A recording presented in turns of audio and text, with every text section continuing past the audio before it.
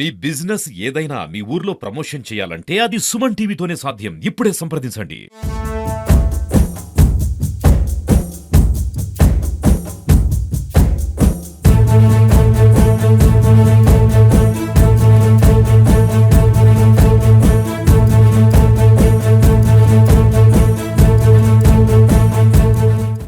ఏంటి ఈసారి ఏర్పాట్లు ఏ విధంగా జరుగుతున్నాయి? ఇక్కడ చూస్తుంటే చాలా సందర్భ వాతావరణం నెలకొంది. పిఠాపురానికి మాకు మరో కుంభమేళ జరగబోతుందని చెప్పి అంటున్నారు జన సైనికులు. దానిపై మీరు ఏ విధంగా స్పందిస్తారు ఒక జిల్లా ఇన్ఛార్జ్ గా? కుంభమేళ అనేటువంటిది ఒక హిందువులకు మాత్రమే ఎక్కువగా వెళ్ళేటువంటి కుంభమేళ. ఇది ఒక హిందువులకు కుంభమేళ ఎటువంటిదో,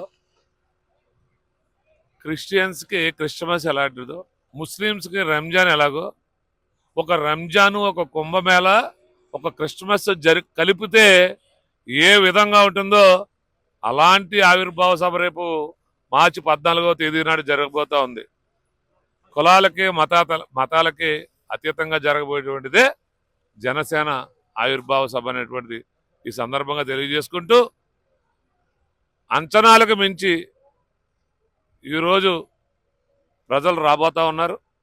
దానికి కారణం పవన్ కళ్యాణ్ గారి పట్ల ఒకప్పుడు సినిమా అభిమానం అయితే ఈరోజు ఆంధ్రప్రదేశ్ రాష్ట్రానికి దిశ పవన్ కళ్యాణ్ గారని ప్రజలు నమ్ముతున్నారు. కాబట్టి ఈరోజు పెద్ద ఎత్తున ప్రజలందరూ జనసేన ఆవిర్భావ సభ ఏ విధంగా విజయవంతం చేయాలని ప్రజలు ఎదురు చూస్తూ ఉన్నారు.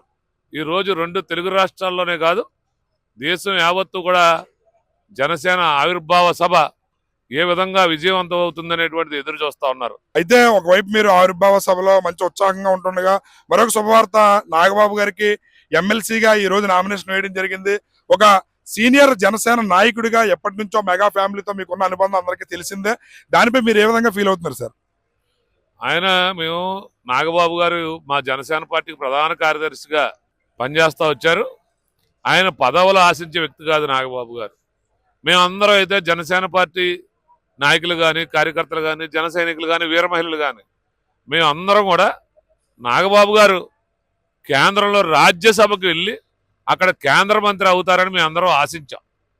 కాకపోతే కూటమి ప్రభుత్వంలో పవన్ కళ్యాణ్ గారి యొక్క ఆదేశాల మేరకు తనకన్నా చిన్నవాడైన పవన్ కళ్యాణ్ గారు ఎప్పుడు తమ్ముడు మాట జవదాటని నాగబాబు గారు అంటే, తమ్ముడు అంటే అంత అభిమానం ఆయనకి. పవన్ కళ్యాణ్ గారు అంటే ఎనలేనటువంటి అభిమానం నాగబాబు గారికి. ఆయన చెప్పిన విధంగానే ఆయన ఈరోజు ఎమ్మెల్సీ తీసుకోవడం జరిగింది. మేమైతే కేంద్ర మంత్రి అవుతారని ఎదురు చూడటం జరిగింది. అయితే జగన్మోహన్ రెడ్డి గారు పవన్ కళ్యాణ్ గారిని ఉద్దేశించి చాలా ఘాటుగా విమర్శిస్తున్నారు. ఆయన కార్పొరేటర్కి ఎక్కువ, ఎమ్మెల్యేకి తక్కువ అని చెప్పి చాలా విమర్శనాత్మకంగా మాట్లాడడం జరిగింది. మీకు ఒక జిల్లా ఇన్ఛార్జ్ గా కూడా, చైర్మన్ గా, దానిపై మీరు ఏ విధంగా స్పందిస్తారు? పవన్ కళ్యాణ్ గారి ముందు అన్ని విషయాల్లో జగన్ తక్కువ అని చెప్పగలం. ఎందుకంటే ఒక నీతిలో పవన్ కళ్యాణ్ గారి కన్నా తక్కువ జగన్మోహన్ రెడ్డి, ఒక సిద్ధాంతంలో పవన్ కళ్యాణ్ గారి కన్నా తక్కువ, ఒక అందం విషయంలో పోల్చుకున్న పవన్ కళ్యాణ్ గారి కన్నా తక్కువ, ఒక గ్లామర్ పొలిటీషియన్ ఏ విషయంలో తీసుకున్నా, ఒక పేద ప్రజల్ని హక్కును చేర్చుకోవాలన్నా, ఒక దాన గుణంలో కూడా, ఒక దానం చెయ్యాలి తన కష్టపడిన సొమ్మునంటే దాంట్లో కూడా పవన్ కళ్యాణ్ గారి కన్నా తక్కువ జగన్. దేంట్లో ఎక్కువ పవన్ కళ్యాణ్ అని అతను విమర్శిస్తాడు.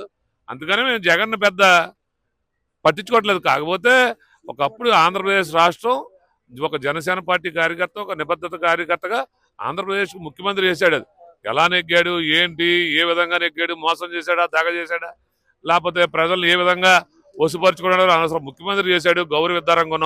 కాకపోతే అతను గౌరవం నిలబెట్టుకునేటువంటి పరిస్థితులు ఉండట్లేదు. అందుకనే ఈ మధ్యన మామూలు మా కార్యకర్తలు కానీ, జనసేన కానీ అందరూ కూడా ఒక ముఖ్యమంత్రిని మామూలు సామాన్య కార్యకర్తతో విమర్శించుకునేటువంటి స్థితికి దిగిపోవడం జరిగింది జగన్మోహన్ రెడ్డి. చూసారు కదా, కూడా చైర్మన్, అదేవిధంగా జిల్లా జనసేన ఇన్ఛార్జ్ అయినటువంటి తుమ్మల రామస్వామి గారి స్పందన, పవన్ కళ్యాణ్ గారితో పోలిస్తే జగన్మోహన్ రెడ్డి ఎందులో ఎక్కువ అని చెప్పి ప్రశ్నిస్తున్నారు. మా నాయకుడు అన్ని విషయాల్లోనూ ఎక్కువే, ఇటు అన్నంలో, ఇటు నాయకత్వంలో, ఇటు ప్రతి విషయంలోనూ కూడా మా నాయకుడికి ఎవరో కూడా ఎక్కువ కాదు అని చెప్పి కూడా తెలియజేస్తున్నారు.